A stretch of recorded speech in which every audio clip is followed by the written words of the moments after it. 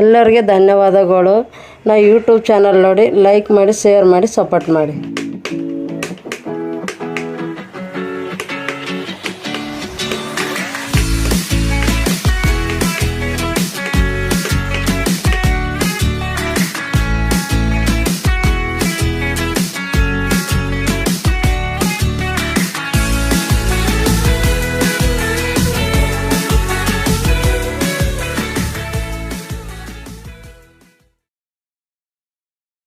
ಸ್ವಲ್ಪ ಶೇಂಗಾ ಹುರ್ಕಕತ್ತೀನಿ. ಅದು ಕೆಂಪು ಕಲರ್ ಬರಗಂಟ ಹುರ್ಕೋಬೇಕು.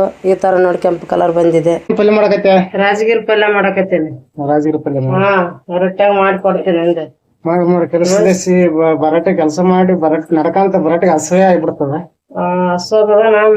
ರೊಟ್ಟಿ ಮಾಡಕ್ ಸ್ವಲ್ಪ ಲೇಟ್ ಆಯ್ತಲ್ಲ, ಅದಕ್ಕೆ ಈಗ ಆಯ್ತಲ್ಲ. ಇನ್ನೇ ರೊಟ್ಟಿ ಮಾಡಿ ರೊಟ್ಟಿನೇ ಲೇಟ್, ಪಲ್ಯ ಇವಾಗ ಆಗ್ತದೆ. ಇದೆ ಅನ್ಸ ಈಗ ಮಾಡ್ತೀನಿ. ಬಿಸಿ ಬಿಸಿ ರೊಟ್ಟಿ ಮಾಡಿ ಕೊಡಲೇನ, ಯಾಡಂದ್ರ ತುತ್ತು ಮಾಡಿ ಉಣಸ್ಲೇನ, ಇಳ್ಕಲ್ಸಿದಿ ಉಟ್ಟಗಡ್ಡಿ ಆಗಲೇನ, ನಿಮ್ಮಪ್ಪ ಅವನಿಗೆ ಕೇಳಲೇನ.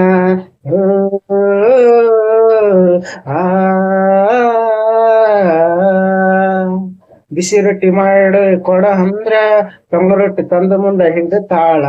ಯಾಕ ಬಿಸಿ ರೊಟ್ಟಿ ಇಲ್ಲ ಏನ ಅಂತ ಕೇಳಿದ್ರ ಉಂಡ್ರೋಣ ಬಿಟ್ರು ಬಿಡು ಅಂತಾಳ.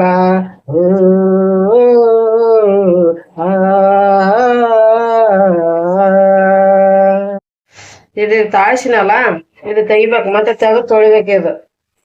ನೀವು ಈ ತರ ತಾಳ್ಸ್ಬೇಕಿದು ರಾಜಗಿರಿ ಪಲ್ಯ. 4 ಹಸಿಮೆಣಸಿನ್ಕಾಯಿ, 1 ಸ್ಪೂನ್ ಉಪ್ಪು ಕುಟ್ಟಬೇಕಿದು ಸಣ್ಣ.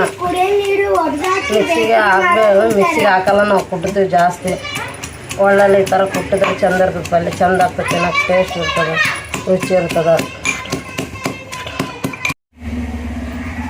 ನಾವು ನೋಡು ಅವ್ರ ರಾಣಿ ಎಲ್ಲಿ ಬಂದು ಮಕ್ಕಂದಳ ನಡ ಮನ್ಯಾಗ. ಇಸ್ಪಟ್ ರಾಣಿ ಓ ಹೊರಗ ಆ ಕಡೆ ಸೈಡಿಗೆಲ್ಲ ಮಕ್ಕ. ರಾಣಿ ಇಲ್ಲಿ ಬಂದು ಮಕ್ಕಂದಲ್ಲ ನಡ ಮನ್ಯಾಗ, ಸೈಡಿಗೆ ಮಕ್ಕ. ಇಲ್ಲಂದ್ರ ಓ ಹೊರಗ ಮಕ್ಕ, ಹೋಗ ಎದ್ದಾಳ. 2 ಚಮಚ ಎಣ್ಣೆ,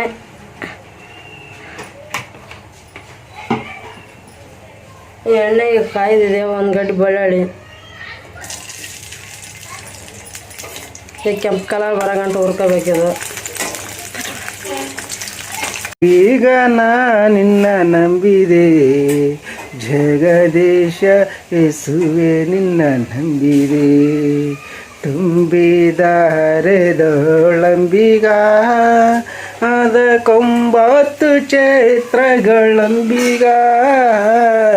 ತುಂಬಿದ ಹರೆದೋಳಂಬಿಗ ಅದ 9 ಚೈತ್ರಗಳಂಬಿಗ.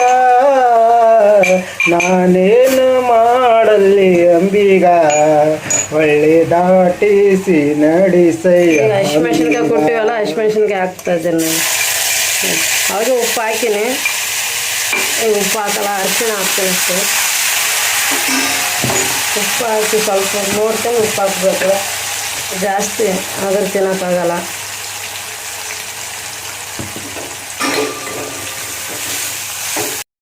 ಅವಾಗೆ ಕುದಿಸಿದ್ವಲ್ಲ ಪಲ್ಯ, ಅಷ್ಟೊಂದು ಕುದಿಸಿಲ್ಲ, ಸುಮ್ಮನೆ ಉಗುರು ಬೆಚ್ಚಗೆ ಸುಮ್ಮನೆ ಕುದಿಸಿ ಈಗ ಅದೇ ತೊಳ್ಕೊಂಡ್ಬಿಟ್ಟು ಅದ್ರಾಗ ಹಾಕ್ಬೇಕು. ಈಗ ಎಣ್ಣೆಗ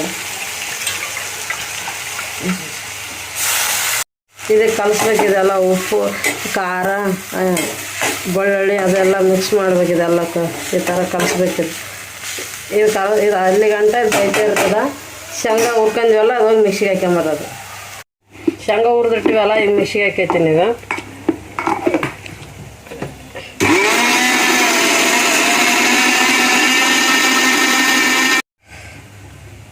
ಈ ಥರ ಪುಡಿ ಆಗ್ಬೇಕು ಸಣ್ಣ.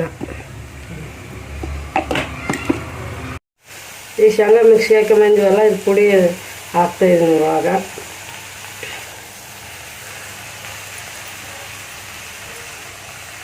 ಇದು ಸ್ವಲ್ಪ ಕುದಿಬೇಕಿದು ಅಷ್ಟೇ, ಮುಚ್ಚಂಗೇನಿಲ್ಲ, ಅಷ್ಟೇ ಕುದಿಬೇಕಿದು. ಹೀಗೆ ಎಲ್ಲ ಕಲಿಸ್ಬೇಕಿದು ಈ ಥರ. ಅವಾಗ ಶೇಂಗಿನ ಪುಡಿ ಹಾಕಿನಲ್ಲ, ಆಯ್ತು ಕಲಿಸಿದ್ರೆ ಪಲ್ಯ ರೆಡಿ. ರೊಟ್ಟಿದಾಗ ಚಂದ ಇರ್ತದೆ, ಚಪಾತಿದಾಗ ಅಂದ್ರೆ ನಮ್ಮ ಕಡೆ ರೊಟ್ಟಿ ಜಾಸ್ತಿ ಅಲ್ಲ ಉಣೋದು, ರೊಟ್ಟಿ ಜಾಸ್ತಿ ಮಾಡ್ತಾರೆ. ಇದು ಉಣೋದು ಚಂದ ರುಚಿ ಕೊಡ್ತದೆ ರೊಟ್ಟಾಗ. ಅಷ್ಟು ಪಲ್ಯ.